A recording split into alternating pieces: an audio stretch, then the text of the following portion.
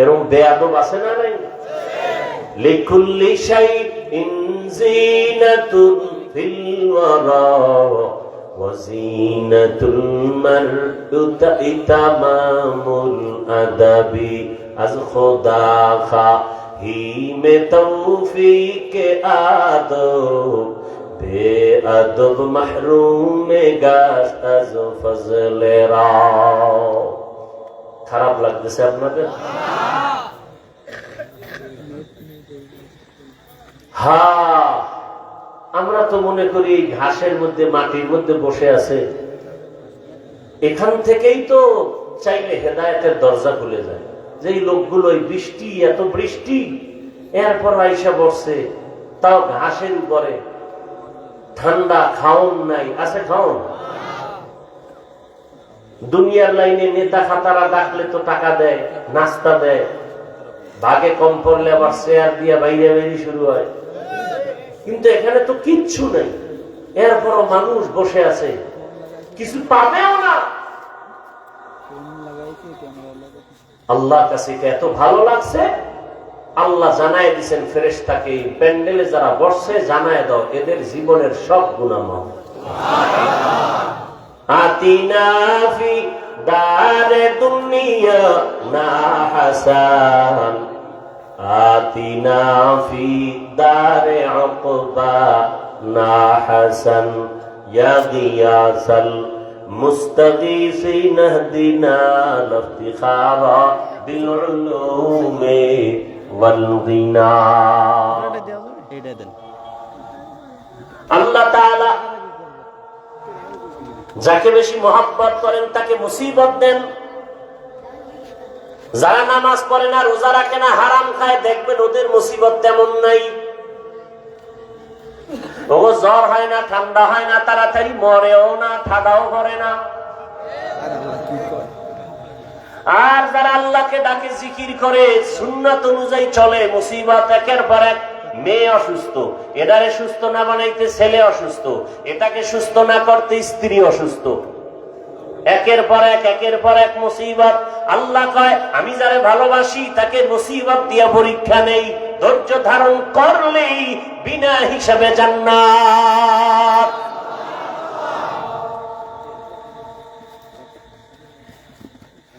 এজন্য আল্লাহ বলেন সাহায্য ছাড়া চলার উপায় নাই। আমরা এত দুর্বল, একা একা চলতে পারি না। দেখছেননি কেমন দুর্বল? সমুদ্রের মধ্যে যদি মাছ ধরে এনে আমাকে না দেয়, আমি হাফিজুর রহমান যত মজার বয়ান করি আমার পেটে খানা যাবে না, কপালে মাছ আসবে না। কসাইদের আমরা ছোট নজরে দেখি, ওরা যদি গরু কেটে না দেয়, গোশত বানায় না দেয়, কোন চান্দু মেয়ার কপালে গোশত জুটবে না। কিন্তু এই জাহেল জালেমরা গরিবের উপরেই জুলুম করে বেশি, অথচ গরিব ছাড়া একটা বড় লোক চলার উপায় নাই। আর সেই বড় লোকগুলো জালেম, গরিবের উপরে জুলুম করে বেশি। বড় লোকের বাড়ি গাড়ি যদি গরিবেরা মুছে না দেয়, ধুইয়া না দেয়, ঝাড়ু না দেয়, গোয়াল গড়ায় যাবে এক সপ্তাহ। কি প্লেট ধুইয়া না দেয়, তাহলে ময়লা প্লেটে খাও। আর এখন তো ধোয়ার কারবার নাই, ডিজিটাল টিস্যু আসছে, টিস্যু এটা দিয়ে মুছো, এখন আর ধোয়া লাগবে না। ভাইরা আমার,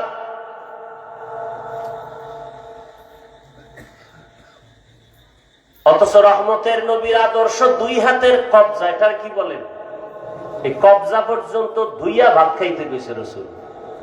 দোনো হাতের কবজা পর্যন্ত ধুইয়া খানা শুরু করো সুন্নাত। মানে না জাতি। করোনা দিয়ে এবার আমার উল্টা খায়, ধুইবেন নি। বহু বেদ্যবে খায়, ধুইবেন নি। আর আমরা যে হাত ধুইতে কইছি মদিনার নবীর কথা, হ্যাঁ শুনে না, হুজুরগো কথার কোনো দাম নাই। হুজুরেরা দাড়ি রাখতে কয়, রাখে না। এখন অনেক যুবকের দেখি এই গোড়ায় কিছু দাড়ি, তার কাটার মতো। কিও মাশাআল্লাহ দাড়ি রাখছো? না না, কি মাশাআল্লাহ তো রাখছো কেন? একটা স্টাইল। খেলোয়াড়ের পাছাটা গোলামি করি তো এজন্য স্টাইল করেছে। নবীর মোহাব্বতে নাকি নাই, খেলোয়াড়ের স্টাইল।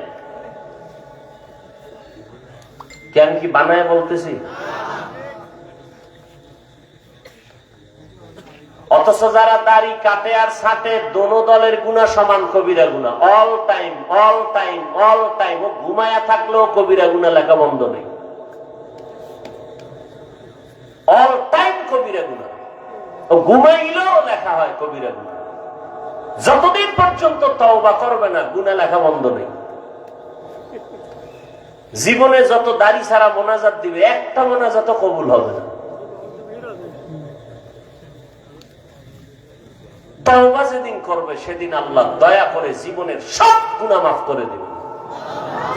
আমার আল্লাহর মতো দয়াময় দুনিয়াতে আখিরাতে আর কেউ নেই।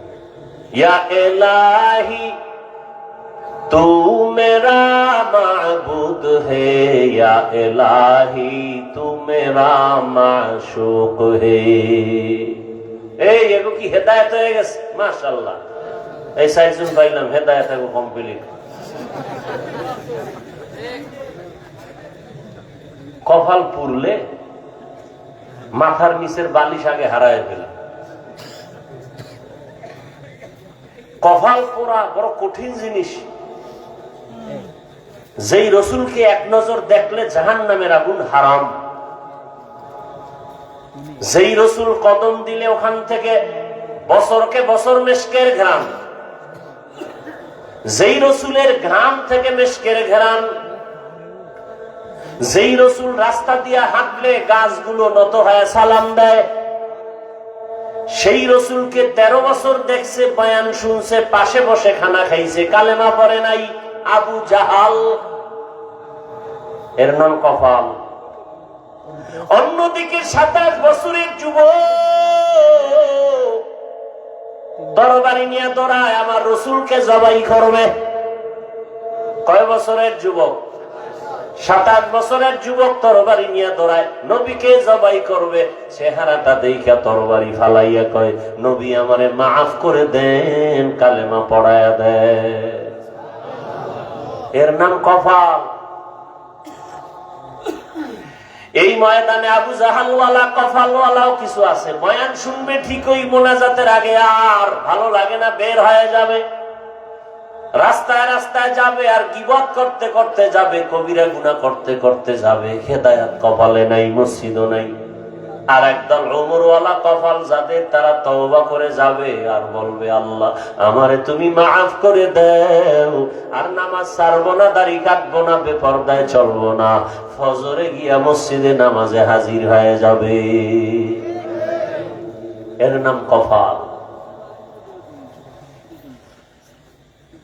ভাইরা আমার, আল্লাহ তাআলা বলেন সাহায্য চাও, কারণ আমরা দুর্বল। আমি হাফিজুর রহমান, ঢাকা থেকে আপনাদের এখানে আসতে আমার গাড়ি লাগছেনি নাকি হাইটে আসছি? গাড়ি চালানোর জন্য চালক লাগছেনি। এখন যদি গাড়ি চালানোর চালক না থাকে আমার আশা হতো না। কথা বলেন না কেন? তাহলে আমি যত বড়ই বাহাদুরি করি, আমি গরিবের কাছে ঠেকা না। দুনিয়ার সব বড় লোক গরিবের কাছে ঠেকা। ধান যদি ক্ষেতের থেকে কাইটা বড় লোকে আনে না, গরিবরা, ওরা যদি ধান কাইটা চাল বানায় না দেয়, কপালে ভাত আছে? রুটি খেয়ে মরা লাগে। কথার কথা, আপনি কাছে বুদ্ধি। কয় ভাই দাওয়াত কা? আলহামদুলিল্লাহ। কয় আপনার বাড়ি? কয় নাউজুবিল্লাহ। ভাইরা আমার, এতক্ষণ আলোচনায় কি আপনারা বুঝতেছেন যে আমরা আসলে যত মাস্তানি ভাব দেখাই, আসলে আমরা দুর্বল? কি আরে মিয়া, কেউ থাপ্পড় দেওয়া লাগে না, খালি একটা রুমাল নাকের উপরে বাড়ি মারছে, বেহুশ হয়ে বেড়ে রয়েছে। কেমন দুর্বল! পকেট থেকে সব নিয়ে গেছে, বেহুশ বেহুশ, 3 দিনে হুশ নাই।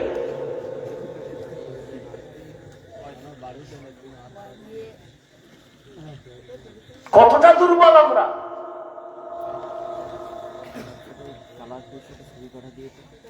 তাহলে সহযোগিতা ছাড়া চলার কোন রাস্তা নাই। এতক্ষণ আলোচনায় বুঝলেন সহযোগিতা ছাড়া চলা যাবে না।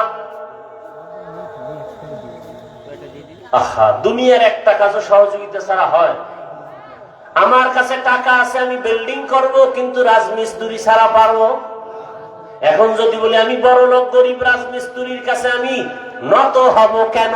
বলে তাহলে জমিনে চিৎপটাং হইয়া থাক, তোর কপালে বিল্ডিং নাই। কি রাজমিস্ত্রি তো গরিব, যোগালি গরিব, ইটের বাটায় যারা কাম করে গরিব। কথা বলেন না কেন? আমার আছে টাকা, আমার আছে ক্ষমতা, কিন্তু লাভ কি? মাছওয়ালা মাছ না দিলে আমার কপালে মাছ নাই।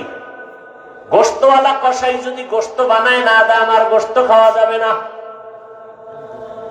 তাহলে আমরা সবাই বড় দুর্বল।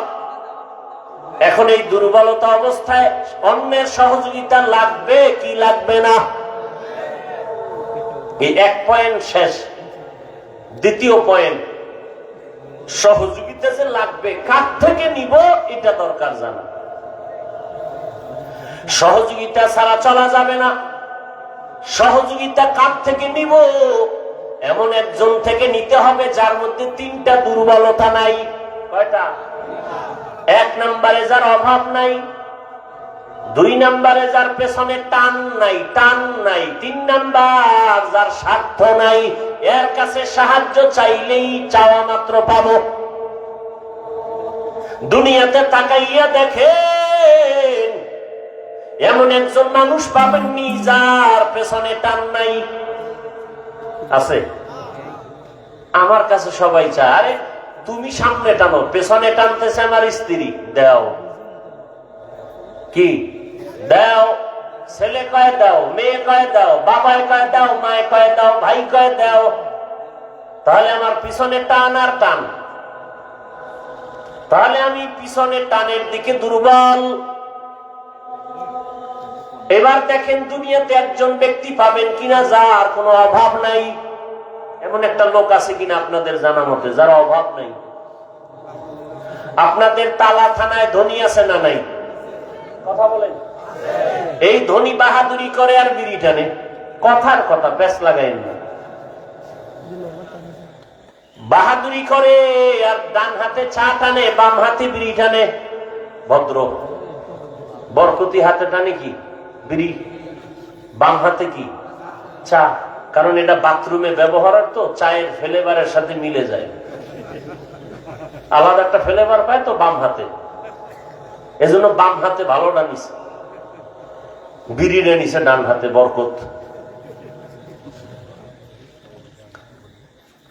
এই ধনী বলে আমার থেকে বড় বাহাদুর নাই, টাকাওয়ালা নাই। সাতক্ষীরা জেলায় এর থেকে বড় ধনী, এর পাওয়ার আরো বেশি, সে গাঞ্জাও টানে। কথার কথা, আবার প্যাচ লাগায় না, বুঝাবার জন্য বলছে। হে কয় বাহাদুরি তোর সাতক্ষীরা পর্যন্ত এর সামনে যাবে না। সাতক্ষীরার বাহাদুরি আমার অনেক টাকা, অনেক বাড়ি। ঢাকাওয়ালা ডাক দিয়ে কয় তোর কোনো বেই নেই আমার সামনে। আমি তো গাঞ্জার উপরের মদের বোতল লয়ে থাকি। যত বেশি টাকা তত বেশি নেশা। খরচ করবে কই? খরচ করার তো জায়গা নাই। মাদ্রাসায় দিবে না, মসজিদে দান করবে না, তো টাকা পয়সা কি করবে? উড়ায়। ছেলেরে ফ্ল্যাট লিখে দেয়, মেয়েরে বাড়ি লিখে দেয়। বুড়ো বয়সে কান্দে, ছেলেও দেখে না, মেয়েও দেখে না। অতি চালাকের গলায় দড়ি। বাবায় মারা গেলে সম্পদ পায় কারা? শালায়, তালুই, বেয়াই। তাহলে ছেলে সন্তানরাই তো পাবে। তাহলে এরপরও মরার আগে লেখা যে বাবা দেয়, এই বাবা নিজের কপাল নিজে ঘুরে। আল্লাহর বিধানের বেশি চালাকি করছে তো, রসুলের আদর্শের বাইরে গিয়ে জন্য কপাল ঘুরে গেছে। আবেগ দেখায়, আবেগ। শেষ পর্যন্ত ওই ছেলেই বাবারে ছুরি লইয়া দাঁড়ায়।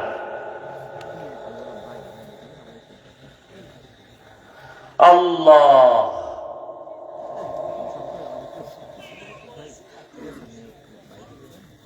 আবার ওই ঢাকাওয়ালা যত টাকার বাহাদুরি দেখাক না কেন, ইন্ডিয়ায় গেলে দুর্বল, সেখানে আরো টাকাওয়ালা বড়জন আছে। এই বড় টাকাওয়ালা আবার রাশিয়ার কাছে দুর্বল, আবার আমেরিকার কাছে দুর্বল। সব বাহাদুরেরা আমার আল্লাহর কাছে দুর্বল। ইয়া আইয়ুহান নাস আনতুমুল ফুকারাউ ইলাল্লাহ ওয়াল্লাহু হুয়াল গানিয়্যুল হামিদ।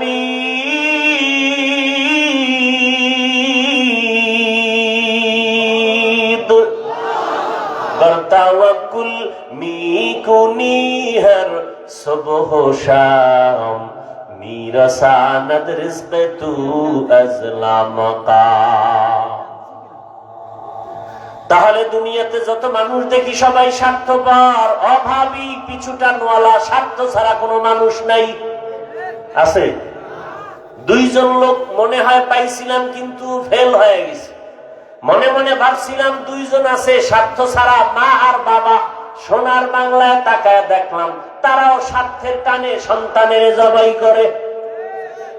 এই ঘটনা আমাদের দেশে নাই? স্বার্থের টানে সন্তান মা বাবাকে জবাই করে। থানায় গিয়া মা বাবা স্বার্থের কারণে সন্তানের বিরুদ্ধে মামলা করে। আছে না নাই? তাহলে ফাইনাল রেজাল্ট কি পাইলাম? দুনিয়াতে স্বার্থ ছাড়া কোনো মানুষ। আমি বলছিলাম সাহায্য ওই ব্যক্তির থেকে নিতে হবে যার মধ্যে তিনটা দুর্বলতা নাই, অভাব নাই, স্বার্থ নাই, পিছু টান নাই। দুনিয়াতে যত মানুষ তিনটার মধ্যে আটকানো, একমাত্র তিনটা অভাব নাই আমার আল্লাহ। আমার আল্লাহ স্বার্থ আছে।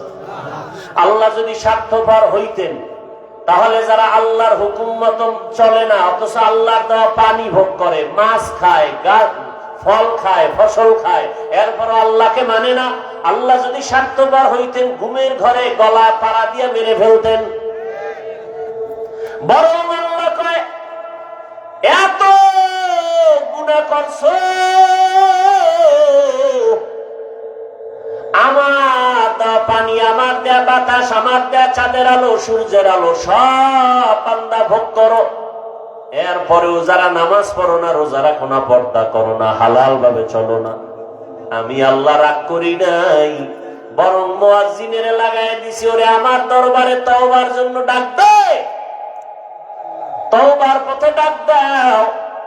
মসজিদে আইসা হাজিরা দিতে বলো ফজরের সময়। যদি আইসা সেজদায় পড়ে, আমি আল্লাহর পেছনের গুনাহ মাফ করে দিব। কিন্তু ডাকছে মুয়াজ্জিন, আসসালাতু খায়রুম মিনান নাওম,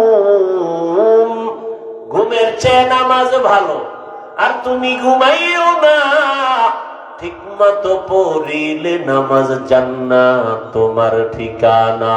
পশু পাখি কীট পতঙ্গ কেউ ঘুমিয়ে রইল না, মানুষ হয়ে ঘুমিয়ে থাকা ঠিক তো মোদের হবে না। আহাতে মন কঠিন দিনেতে আল্লাহ কিন্তু ছাড়বে না। ঠিক মতো পড়িলে নামাজ জান্নাত তোমার ঠিকানা। আমার প্রাণের ভাই বোনেরা জলদি করে উঠে যাও, ওযু করে তাড়াতাড়ি নামাজ পড়তে লেগে যাও। আহা নবী বেনামাজির শাফাআত করিবেন না, ঠিক মতো পড়িলে নামাজ জান্নাত তোমার ঠিকানা। ফজরে আল্লাহ ডাকছে মুয়াজ্জিনের মাধ্যমে, যায় নাই। আল্লাহকে আমি রাগ করি নাই, আমি আবার তোরে জোহরের সময় ডাক দেওয়ার ব্যবস্থা করাইলাম। জোহরে হাজিরায় যাও নাই, আমি আল্লাহ রাগ করি নাই। আসরে ডাকের ব্যবস্থা করলাম, আসরের হাজিরায় মসজিদে যাও নাই, আমি আল্লাহ রাগ না করে মাগরিবে ডাকার ব্যবস্থা করলাম। মাগরিবের হাজিরায় যাও নাই, আমি আল্লাহ পাক রাগ না করে আবার এশার নামাজে ডাকার ব্যবস্থা করলাম। এশার নামাজেও যাও নাই। এইবার আমি আল্লাহ তোর উপরে রাগ না, বরং আমি আল্লাহ এখন আমি নিজে রেডি হয়ে গেছি তোকে ডাকার জন্য রাতের গভীরে প্রথম আসমানে হাজির। অতি গভীর হয় রজনী যখন নীরবে প্রভুর নাম জপিও তখন। প্রভুর করুণা যদি পাইবারে চাও গভীর রাতে উঠে প্রভুর গুণগান গাও। আপনারা জানেননি এই কথাটা, না আজকে নতুন শুনলেন? কি আল্লাহ আসেন প্রথম আসমানে? কোন দিন? শুক্রবার। প্রতিদিন আসরের টাইমে? কোন টাইমে? রাতের শেষ অংশে। কেন আসেন? বান্দার থেকে কিছু নিতে না বান্দাকে দিতে? আপনাদের কিছু লাগে না? তাহলে সারা রাত নাক টেনে ঘুমান কেন?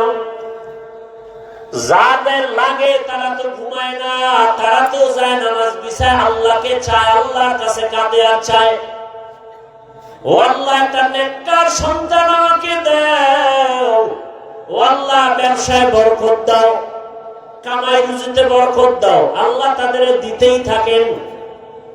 কত আল্লাহর বান্দা আছে কোটি কোটি টাকার মালিক, একটা বড় মাদ্রাসা নাই যেখানে তার লক্ষ লক্ষ টাকা দান করে না।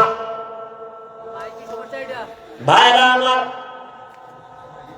তাহলে আমার আল্লাহ বলে দুনিয়ার মানুষ তোমরা সবাই ফকির, একমাত্র ধনীকে আল্লাহ। শুধু ধনী না, আল্লাহ প্রশংসিত ধনী।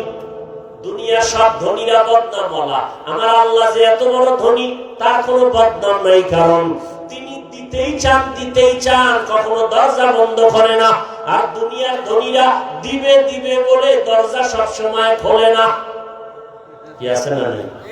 আবার যাও দেয়, এটা আবার খোটা দেয়, খোটা দেয়, আছে না নাই? 50,000 টাকা মাদ্রাসায় দিয়ে কয় মাদ্রাসা আমি কইরে দিছি, আছে না নাই?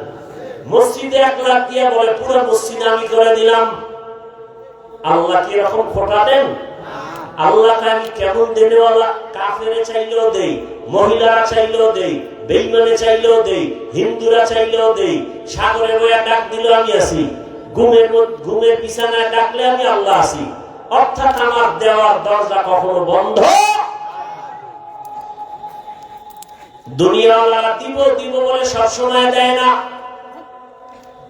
আবার যাও দেয় মনের মতো দেয় না। আল্লাহ কয় দুনিয়ার সব মানুষ স্বার্থপর ভাবি, আমি আল্লাহ কোন স্বার্থপর না। আমি আল্লাহ ভোর রাত্রে এসে বান্দাকে ডাকি, কি গুনাহ করছো আমার কাছে ক্ষমা চাও, আমি সবার জীবনের গুনাহ সব মাফ করার জন্য আসি। বান্দা যদি তওবা করে আল্লাহকে ডাকে আর বলে আল্লাহ ভুল করেছি মাফ করে দাও, বান্দা তুমি গুনাহ করেছো 50 বছর, আর আল্লাহ বলেন তোকে ক্ষমা করব 1 সেকেন্ডের ভেতরে।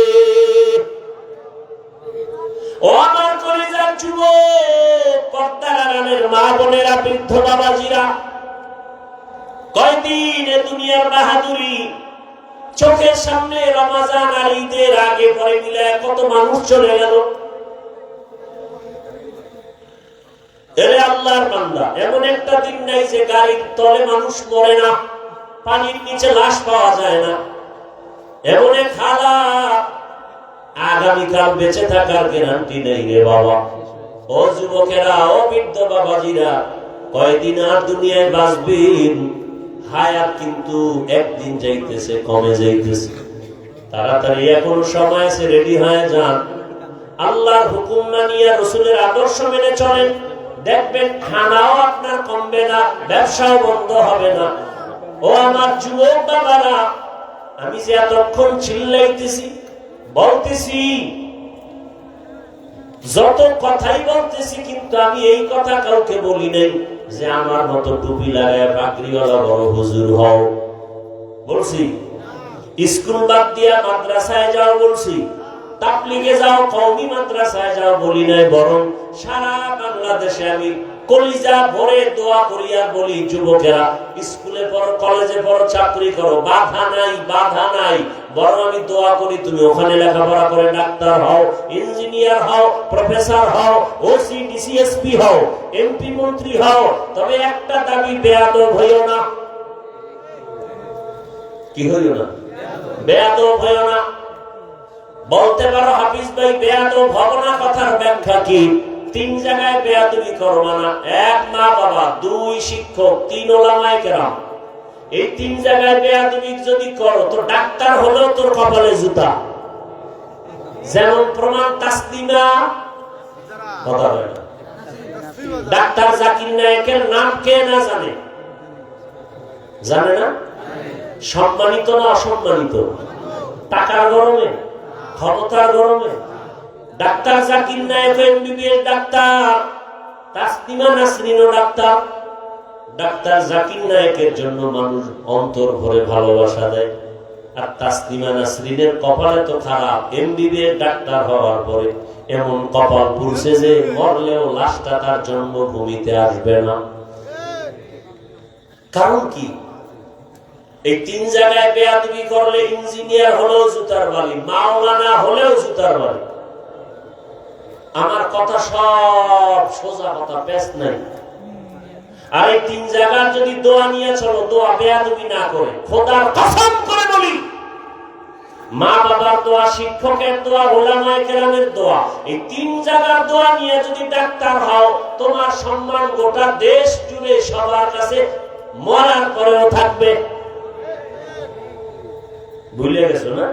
ফেসবুকে আকাম করো, ভালো জিনিস দেখার সুযোগ নেই, কপাল পড়ছে। যুবকটা দুনিয়াতে দেখতে পারে না সম্মান কত, মরার পরে দেখছে টোটাল ঢাকা ব্লক হয়ে গেছে, জানা যায়। ভুলে গেছে। আর তুই এত চরিত্রহীন কেন? যেই ওসমান রাস্তা দিয়ে হাঁটে, মানুষ এসে টাকা দেয়, 50,000 টাকার বান্ডিল দেয় এমনি, আর তুই কি করো? তুই সারা রাত মোবাইলে আকাম করবি, মায়ের টাকা চুরি করো, বাবার টাকা চুরি করো এমবি ভরার জন্য। কত চরিত্রহীন তুই! তোর মা বাবার জন্য একটা অভিশপ্ত সন্তান। বাবার টাকা চুরি করো, মায়ের টাকা চুরি করো, মোবাইলের কারণে মায়েকে ধমক দাও, বাবাকে ধমক দাও। তোর মতো বেয়াদব কে হতে পারে এই জমিনে? এজন্য বলেছি 3 জায়গার বরদোয়া নিবি, ডাক্তার হলেও কপালে জুতা, ইঞ্জিনিয়ার হলেও কপালে জুতা। আর এই 3 জায়গার দোয়া নিবি, আল্লাহ কসম করে বলি, গোটা দুনিয়াতে সম্মান মাথায় থাকবে সবার।